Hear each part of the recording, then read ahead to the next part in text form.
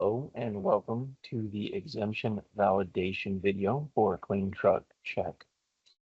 Here you'll see that we are logged into our CTC-VIS account, and we will go to the My Entity button.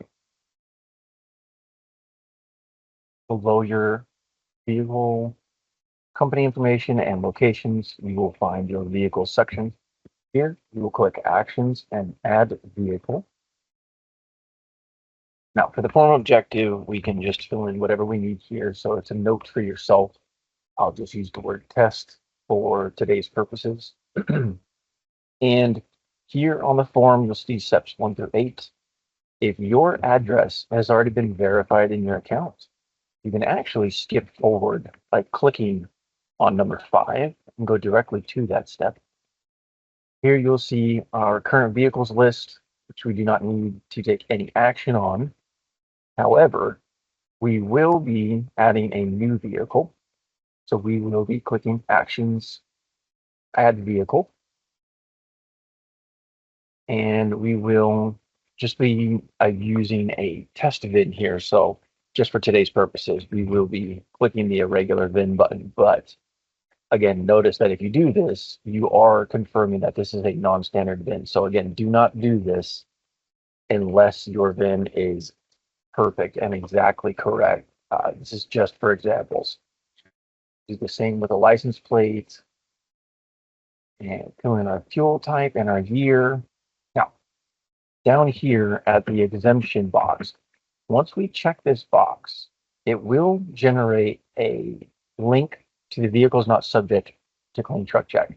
This is our fact sheet, which explains which vehicles are not required to report to the clean truck check program. So this includes zero emission vehicles, authorized emergency vehicles, military tactical, non-California registered motorhome, CARB issued experimental, historical vehicles, and lastly, executive order vehicles. So these are vehicles operating under a 30 calendar day executive order by the governor. So with all of these, you will see a definition. If your vehicle meets this definition, that does mean that you qualify for that exemption. So for today's purposes, we will be using the authorized emergency as an example. We will go back into the form and we will claim authorized emergency. Now, the process for any of these exemptions that require additional documentation will be very similar. So just follow the prompts in your account when you do so. So I will click authorized emergency. A notice will pop up that says I am registering the vehicle as authorized emergency. Currently, the VIN does not match the records.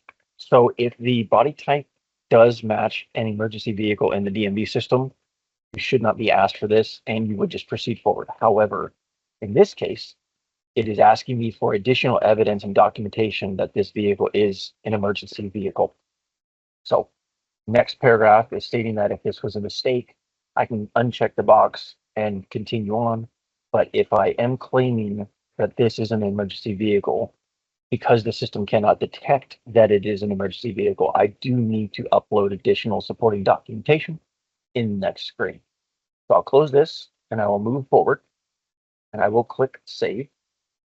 Now, in other situations, such as experimental, I will have to give a period end date for when that experimental permit expires. So again, just follow any of the prompts on your sheet to continue forward. So we'll go back to emergency vehicle here. Click Save. And you'll note that it has a yellow hazard symbol over here. So we may click Next to go to the form that is requiring this document. So up here, we will note that there is a sentence that says, please download and fill out the authorized emergency vehicle claim attestation form. You are required to upload this completed form on this page for CARB review. This right here is a link. And you'll notice that because the cursor will change from an arrow to a hand symbol. So we are going to click on this right here. this will download our emergency authorization form to our desktop or our computer. Once it has done this, we will download and fill out that attestation form. And that form is what we will be uploading as proof of our vehicle being authorized emergency. So once we have done so, we will click missing, which is the link here. This will ask us to upload the document. So we will do that right here.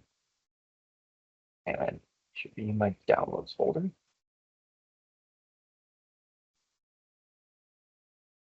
Once we have downloaded, it is now uploading. Sometimes this process can take a few seconds, so please be patient.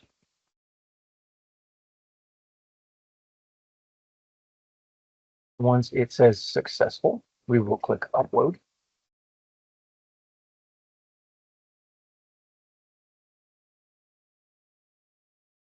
And we will see that the status is moved to uploaded. And below that, you'll see the documents that we are uploading here.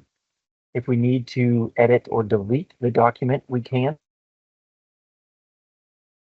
We uploaded the wrong document, or we forgot to sign or fill out the form, because those will be rejected. You can edit or delete and then re-upload the correct form. If your form is correct, go ahead and click next. And this will take us to the confirmation page, which is going to be step 7.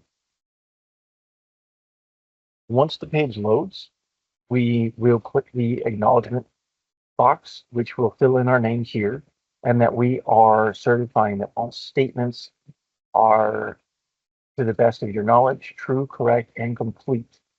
So it's just an attestation, right? We're going to click submit. Once this form is submitted, it will go to approval for a CARB staff to process this. So please allow a couple business days for us to review and approve your status. So at this time, you will receive an email from the CARB server telling you that your submission is in process and is pending review from a CARB staff. Once this has been approved, you will notice that your vehicle status will change. So now that I go back to my vehicle section, we will see a third vehicle has been added to my account. And you'll notice that it says incomplete vehicle reporting. So this will change to compliant or non-compliant once your status has been approved. If I need to check on that status, I can click on the VIN number and again, see my incomplete vehicle status. And down here in my claims section, I will see that it is pending. So the only thing I can do here is export it. This is pending CARB's approval. Once approved or denied, this status will change to approved or denied.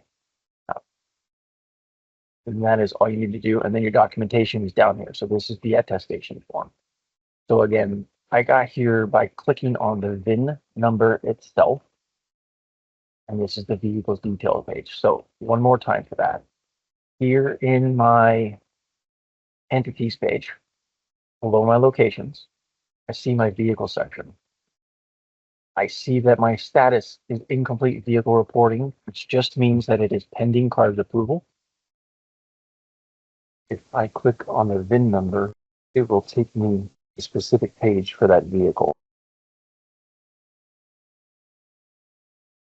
I see that my status is incomplete vehicle reporting. I scroll down below the test results, below the events, below the certificates, and in the claims section, I can see that I still have a claim pending. That will change to approved or denied based on the CARB staff processing my request. And below that, I see the documents that I have submitted for this vehicle specifically.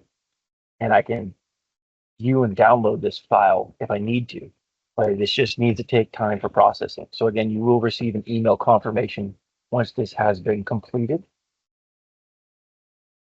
And this concludes the video for vehicle exemptions. Thank you.